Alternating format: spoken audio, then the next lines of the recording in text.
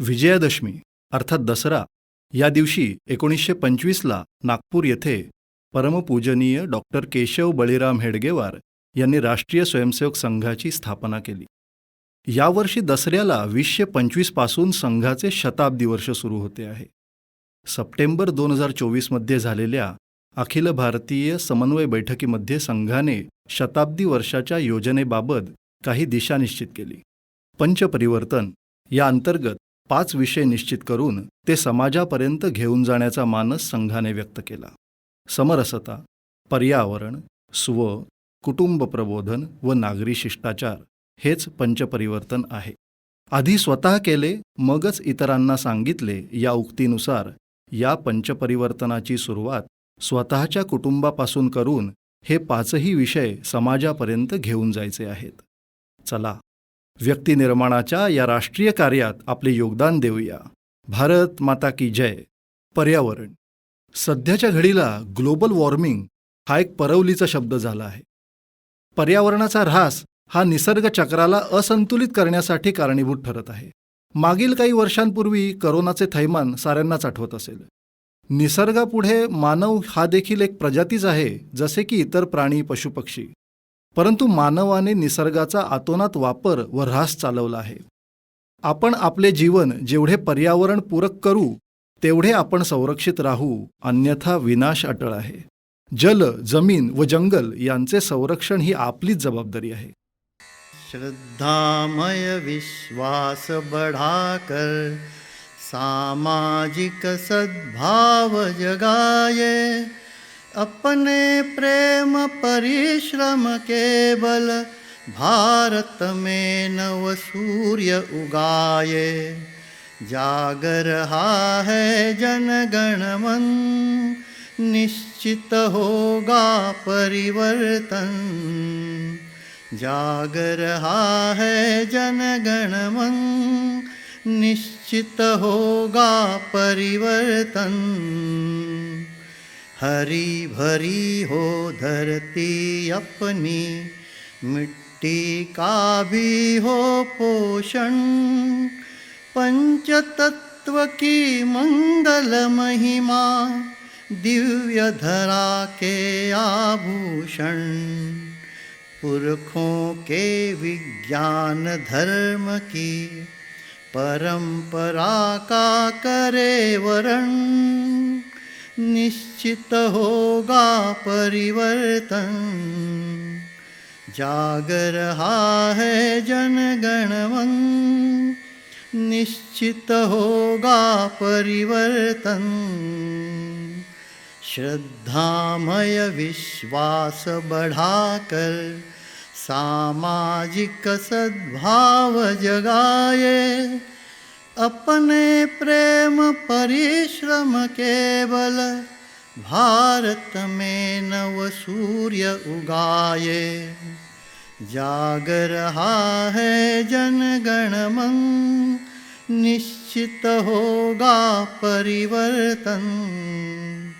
जाग रहा है जनगण मन, निश्चित होगा परिवर्तन.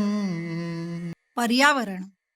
पर्यावरण नाशेन नश्यन्ति सर्व जन्तवः, पवनः दुष्टतां याति, प्रकृती विकृतायते. म्हणजेच पर्यावरणाच्या विनाशामुळे सर्व जीव नष्ट होतात, संपूर्ण वातावरण विषारी होते आणि निसर्ग प्रतिकूल बनतो. पर्यावरण आणि आपण. आपल्या जीवनात पर्यावरणाला खूप महत्त्व आहे. मनुष्य प्राणी एक क्षण सुद्धा त्याशिवाय जगू शकत नाही. हिरवीगार झाडे आणि वनस्पती आपल्या जीवनाचा अविभाज्य घटक आहेत, अवयव आहेत. निसर्गाशिवाय मानवी जीवनाची कल्पनाही करता येत नाही. पंचतत्वे जसे की पाणी, जमीन, वायू, अग्नी व आकाश हे मानवाचे जीवन आहे आणि जीवनाच्या शेवटी सुद्धा ह्या पंचमहाभूतातच विलीन व्हावे लागते. प्राचीन काळी मनुष्य आपल्या सभोवतालचा सुंदर निसर्ग जपत असे. माणसाचे जीवन अतिशय साधे आणि सरळ होते. पूर्ण मेहनत आणि झोकून देऊन काम करायचे आणि आजूबाजूची झाडे, झाडांची निगा तत्परतेने घेतल्या जायची. त्यामुळे आजूबाजूला एक सुंदर आणि निरोगी वातावरण असायचे.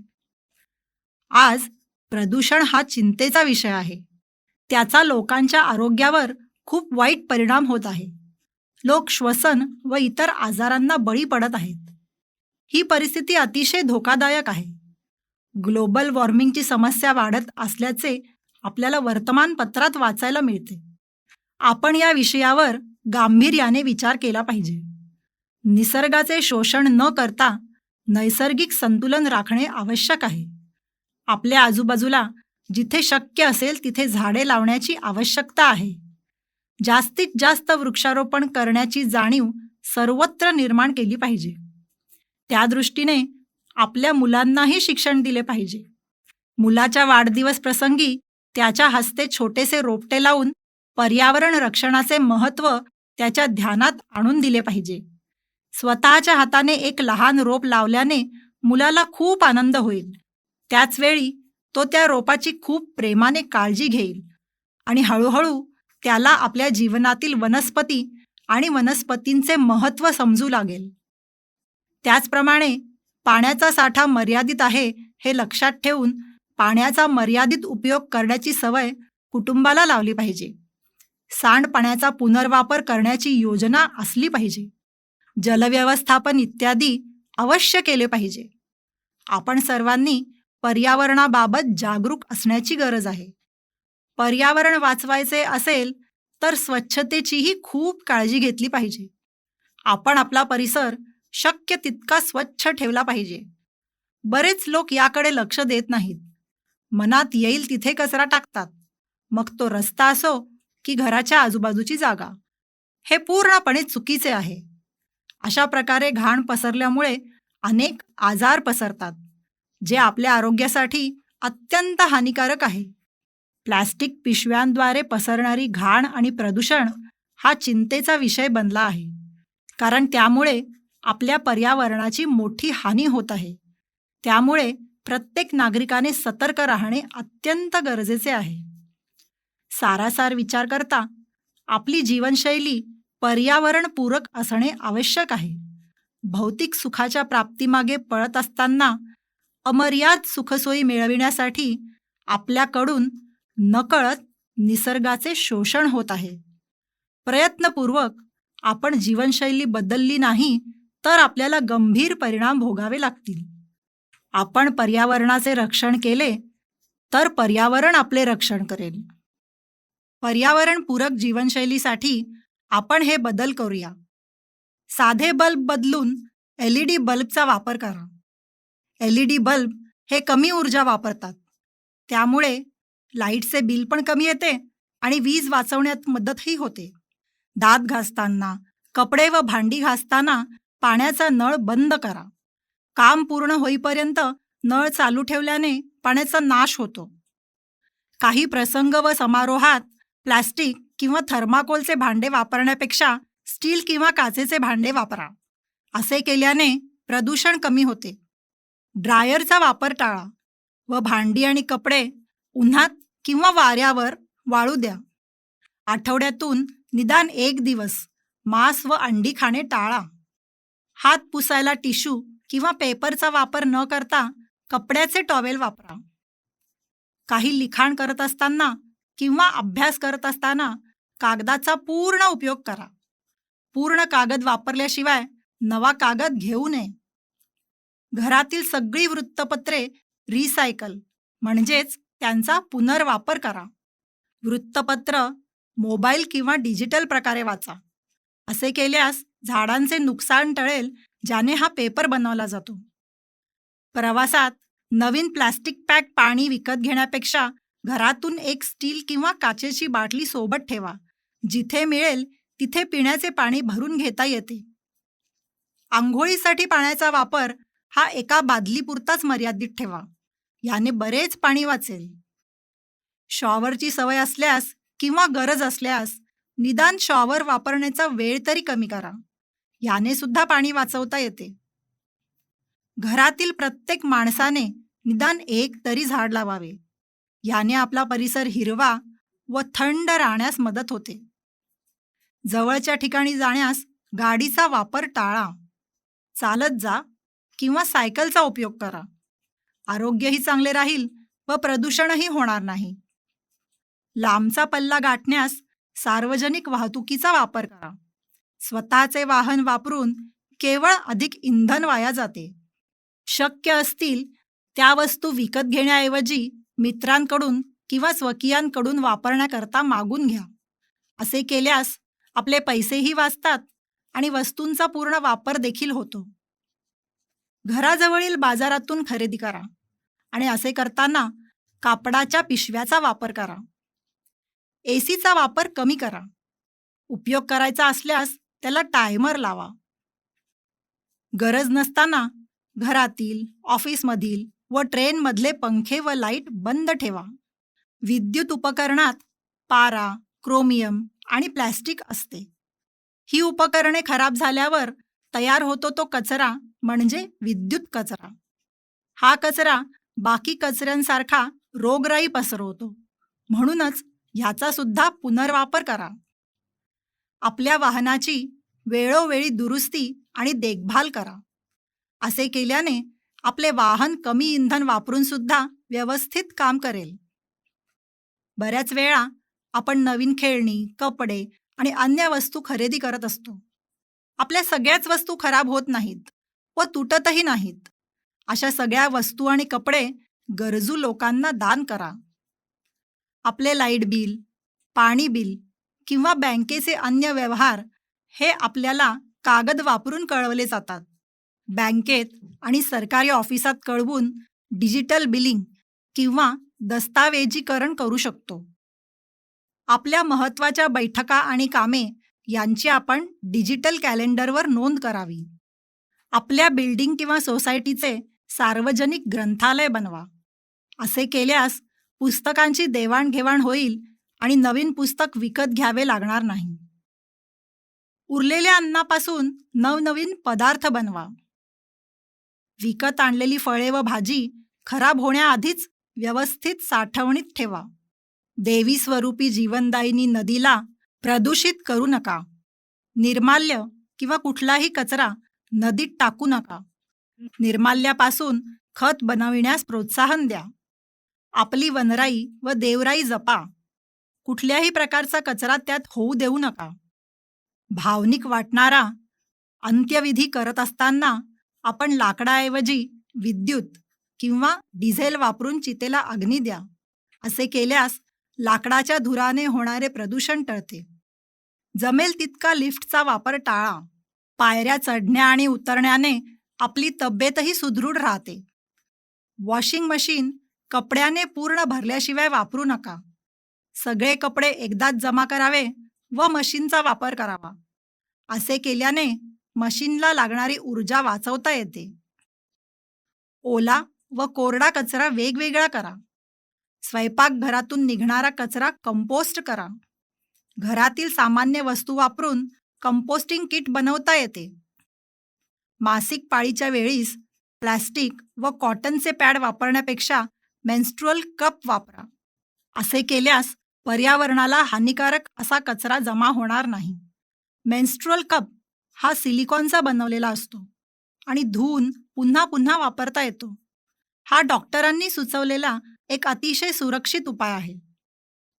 लहान मुलांसाठी डायपर न वापरता कपड्याचे लंगोट वापरा.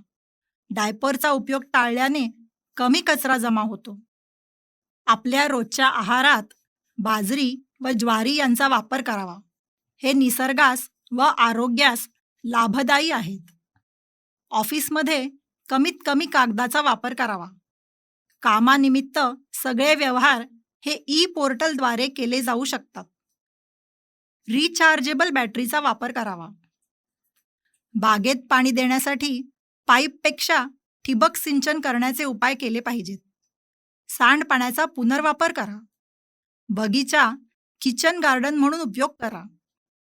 जलसंवर्धन भूगर्भातील कमी होणारी जलपातळी वाढविण्यासाठी पावसाचे पडणारे पाणी जमिनीत मुरवणे. घरी रेन वॉटर हार्वेस्टिंग करून जनजागृती करा. पाणी अडवा, पाणी जिरवा. पाण्याचा योग्य वापर. पाण्याचा गैरवापर म्हणजेच गाडी धुण्यासाठी, सडा टाकण्यासाठी पाईपने भरपूर पाणी टाकणे हे न करता कमीत कमी वापर करा. पावसाळा, हिवाळा या काळात बरेच लोक ग्लासभर पाणी पित नाहीत. पिण्यासाठी पाणी देताना सुद्धा अर्धाच ग्लास पाणी द्या. सिंगल यूज प्लास्टिक वापरू नका. तो वापर बंद व्हावा म्हणून मित्रांसह दुकानदारांना, भाजीवाला, फळवाल्यांना समजावून सांगा. सिंगल यूज प्लास्टिक बंदी लागू व्हावी म्हणून नगरसेवक, महापौर, जिल्हाधिकारी किंवा प्रशासन अधिकारी यांच्याकडे पाठपुरावा करा. प्लास्टिक कचऱ्यापासून इकोब्रिक बनवण्याला प्रोत्साहन द्या. कचरा गाडीत प्लास्टिक नेहमी वेगळे देण्याची सवय करा. घरी येणारे प्लास्टिकचे डबे, जार, कॅन यांचेवर रंगकाम करून शोभिवंत बनवून कुंड्यांसारखा वापर स्वतः करा व इतरांनाही शिकवा. कचरा जाळण्यामुळे वायू प्रदूषण होते. त्या दृष्टीने जनजागरण करा. घरी साधारण उंचीचे झाड ठेवा. प्रत्येक घरी तसे असावे यासाठी प्रयत्न करा. आपल्या भागात लागणाऱ्या फळांच्या बिया जमा करून शहराभोवतीच्या झुडुपी जंगलात टाका. सीड बॉल्स तयार करा. नष्ट होत चाललेली झाडे, पक्षी, प्राणी यापैकी एक विशेष झाड किंवा पक्षी किंवा प्राणी संवर्धनासाठी प्रयत्न करा. प्रतिकारशक्ती वाढविणाऱ्या औषधी वनस्पती घरी लावून वटपौर्णिमा, मकर संक्रांत, स्नेहमिलन प्रसंगी 25 रोपे तयार करून मित्रांना, शेजाऱ्यांना द्या. कर्णकर्कश हॉर्न आजारांना निमंत्रण देतात. हॉर्न हा केवळ आपत्कालीन स्थितीसाठी आहे. हॉर्न प्लीज, ब्लो हॉर्न ऐवजी नो हॉर्नसाठी प्रोत्साहन द्या. वाहनांचे हॉर्न पोलिसांनी तपासावे. कर्णकर्कश हॉर्नवर कारवाईसाठी पोलिसांकडे पाठपुरावा करा. आठवड्यातून एक दिवस स्वयंचलित वाहन वापरू नका. मागील महिन्यापेक्षा वीज, पेट्रोल, डिझेलचा वापर कमी व्हावा यासाठी प्रयत्न करा. मधमाशा, फुलपाखरे यांच्या संरक्षणासाठी फुलझाडे लावा. इतरांकडेही बटरफ्लाय किंवा बी गार्डन असावीत यासाठी प्रयत्न करा. माझ्या घरी पक्ष्यांच्या घरट्यासाठी जागा, सामग्री किंवा वातावरण उपलब्ध राहील अशी व्यवस्था करा. राहत्या घरी प्लॉटवर निदान 15% जागा कॉन्क्रीट, फरशी किंवा ब्लॉकपासून मोकळी ठेवून तिथे झाडे, वेली लावणे, जलसंधारण करणे यासाठी प्रयत्न करा. वर्षातून किमान एका विशेष प्रसंगी जसे की जन्मदिवस वगैरे कुंडीत फुलझाड किंवा तुळस वाढवून कुंडी मंदिर किंवा शाळेला भेट द्या. जुन्या निमंत्रण पत्रिका किंवा अन्य वस्तूंसाठी टाकाऊतून टिकाऊ या तत्वाचा अवलंब करा. हर घर में पानी को बचाना है, हर घर में खुशहाली लाना है. जल बचाओ, जीवन बचाओ. पानी की रक्षा, देश की सुरक्षा. पानी बचाओ, पृथ्वी बचाओ. जल संरक्षण, धरती का रक्षण. आशा आहे की विषय तुमच्यापर्यंत पोहोचला असेल. या ऑडिओबुकची संकल्पना आहे श्री संदीप पुराणिक यांची. प्रस्तावना श्री ऋषिकेश केळकर. गीतगायन श्री विजय फडके व श्री जीवन नामजोशी. वाचन सौ जान्हवी पाध्ये. Recording Swarnath studio, Dombivli.